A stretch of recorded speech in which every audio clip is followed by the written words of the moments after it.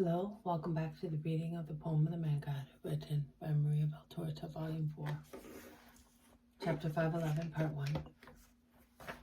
At Emmaus in the mountains, parable of the rich wise man and of the poor ignorant boy.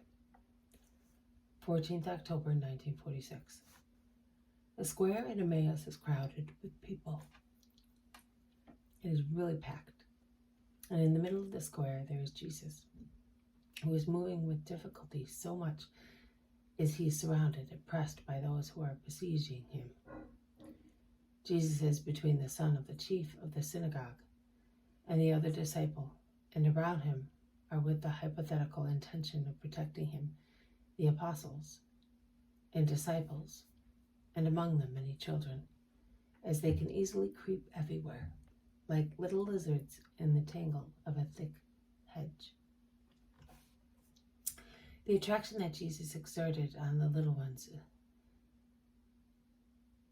is wonderful. Wherever he went, whether he was known or unknown, he was at once surrounded by children, happy to cling to his garments, even happier when his hand touched them lightly with a loving caress. Even if at the same time he said grave things to adults. Most happy if he sat down on a seat, on a little wall or a stone, or fallen trunk of a tree, on the grass. In that case, as they had him at their own height, they were able to embrace him, rest their little heads on his shoulder or knees, creep under his mantle, and thus find themselves in his arms, like chicks that had found the most loving and protective defense. And Jesus always defends them from the arrogance of adults, from their imperfect respect for him, as although imperfect for so many graver reasons, it pretended to be zealous by driving away the little ones from the Master. Even now, the usual sentence of Jesus can be heard in defense of his little friends. Leave them alone. Oh, they do not disturb me. It is not children who cause trouble and grief. Jesus bends over them with a bright smile and makes him young. That makes him young, so that he almost looks like their older brother, a kind accomplice in some of their innocent amusements. And he whispers, "Be good and be quiet, so they will not send you away, and we shall be able to be together a little longer." "And will you tell us a nice parable?" asks the oldest one. "Yes, one all for you. Then I will speak to your relatives. Listen, everybody. What is useful to the little ones is useful also to men. A man one day was summoned by a great king, who said to him, 'I heard that you deserve a prize because you are wise, and you honor your town with your work and your science. Now I will not give you this or that thing, but I will take you into the hall of my treasures, and you will choose what you like, and I will give it to you. In this way I will also judge whether you are up to your fame.' At the same time the king, approaching the terrace which surrounded his hall, cast a glance at the square in front of the royal palace, and saw a poorly dressed boy pass by, a child of a very poor family, perhaps an orphan and a beggar. He turned to his servant, saying, 'Go to that boy and bring him here.'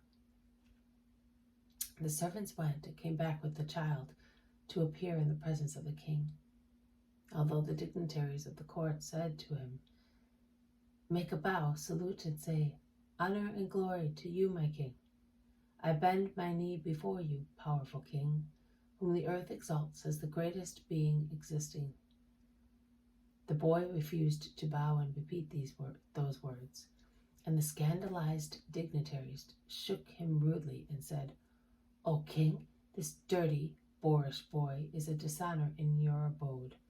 Let us drive him out of here into the street. If you wish to have a boy near you, we will go and look for one among the rich people in town. If you are tired of our children and we will bring him to you, but not this boorish fellow who does not even know how to greet a person." The rich wise man, who had previously humiliated himself with many deep servile bows, as if he were before an altar, said, "Your dignitaries are right. For the sake of the majesty of your crown, you must ensure that your sacred person is given the homage due to it." And while saying these words, he prostrated himself to kiss the king's foot. But the king said, "No, I want this boy. Not only that, but I want to take him as well into the hall of my treasures, so that he may choose what he wants, and I will give it to him. I am perhaps not allowed, just because I am a king, to make a poor boy happy. Is he not my subject like each of you? Is it his fault if he is unhappy? No. God be praised. I want to make him happy at least for once. Come, child, and be not afraid of me."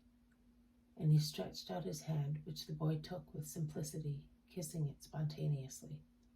The king smiled, and between two rows of stooping dignitaries on purple carpets with golden flowers, he turned his steps towards the treasure room, with the rich wise man on his right-hand side and the poor ignorant boy on his left. And the royal mantle contrasted strikingly with the frayed garment and the bare feet of the poor boy. They went into the treasure room, the door of which was opened by two great men of the court. It was a high, round, windowless room, but light flooded in through the ceiling, made of a huge plate of mica. A mild light which, however, made the gold knobs of safes shine brightly, and the purple ribbons of many parchment rolls glow on high ornate reading desks. Stately rolls with precious rods and clasps and labels adorned with shining stones. Rare works which only a king could possess. And ignored on a grim, dark, low desk, a small parchment rolled on a white piece of wood tied with a rustic thread, as dusty as a neglected thing. The king said, pointing at the walls, "Here are all the treasures of the earth, and others which are even greater than earthly treasures, because here are all the works of human genius, and there are also works coming from superhuman sources. Go and take whatever you wish." And he stood in the middle of the room with folded arms, watching.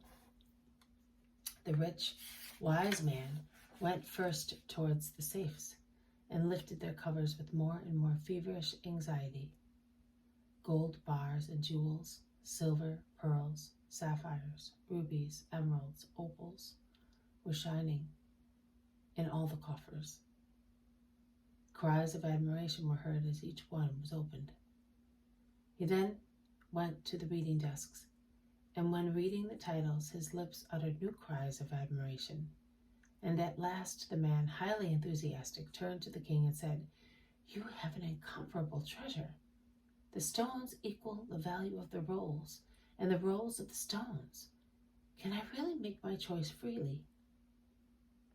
"I told you, as if everything belonged to you." The man threw himself with his face on the ground, saying, "I worship you, O great king."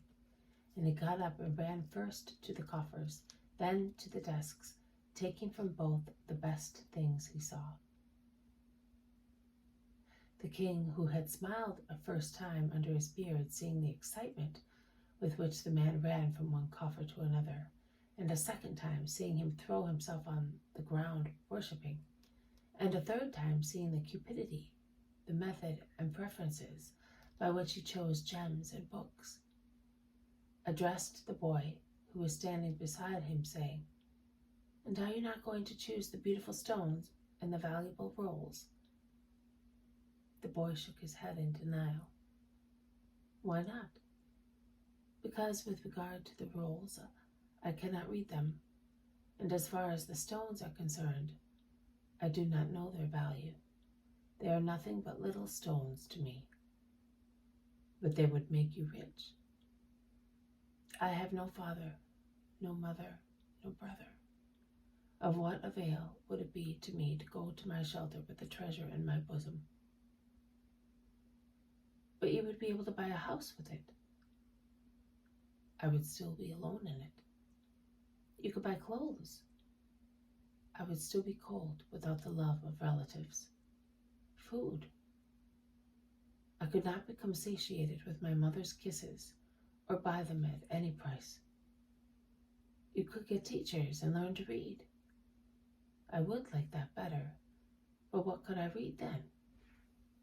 The works of poets, philosophers, wise men, ancient words in the history of peoples. Useless things, either vain or past, not worth it. What a silly child, exclaimed the man whose arms by now were full of rolls, and his belt and tunic round his chest were swollen with gems. The king smiled once again under his beard, and taking the boy in his arms, he carried him to the coffers, where he dipped his hand into the pearls, the rubies, the topazes, the amethysts, letting them drop like sparkling rain, tempting the boy to take some. No, king, I do not want any. I would like something else. The king took him to the desks and read stanzas of poets, episodes of heroes, descriptions of countries. Oh, it is beautiful to read, but that is not what I would like. What then? Tell me, and I will give it to you, my boy. Oh, I don't think you can, O king, notwithstanding your power. It is not a thing of this world. Ah, you do not want works of the earth. Here then, here are the works which God dictated to his servants. Listen.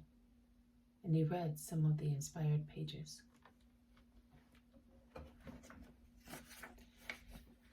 This has been a reading from the poem of the Man God, written by Maria Valtorta, Volume 4, Chapter 511, Part 1. At Emmaus in the Mountains. Parable of the rich wise man and of the poor ignorant boy. Thank you for listening. I will see you tomorrow. May God bless you, and may peace be with you.